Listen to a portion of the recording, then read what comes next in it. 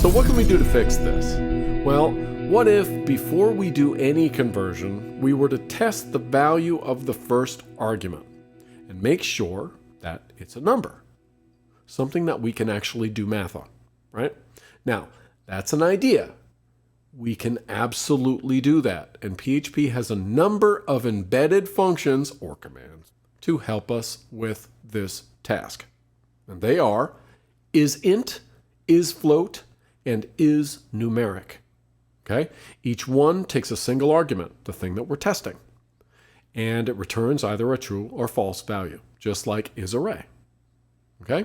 Now these are pretty obvious. IsInt returns a true if the value you're testing is an integer, that's positive or negative. Okay? IsFloat returns a true if the thing that you're testing is a floating point integer, that is a positive or negative integer with a decimal point. Okay? IsNumeric, on the other hand, is a combination of the two.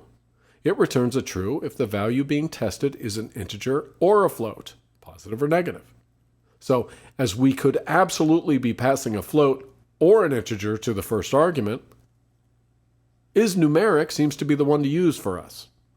And let's see if it helps us. So we would test our argument variable like this. IsNumeric, and we put in deg, right? Degrees. And as we're already testing to make sure that deg is not null, we can simply add this proviso that deg is also a valid numeric value to the if statement by adding it to our if condition with the logical AND operator, like this.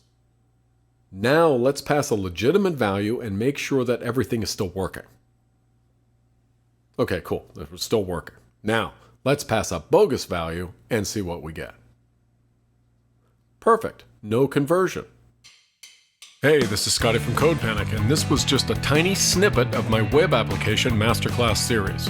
If you're interested in increasing your skill set, staying ahead of the coming AI wave, and learning to build web-based applications, check out my web application masterclass series over at codepanic.tv. I know you're going to like what you see.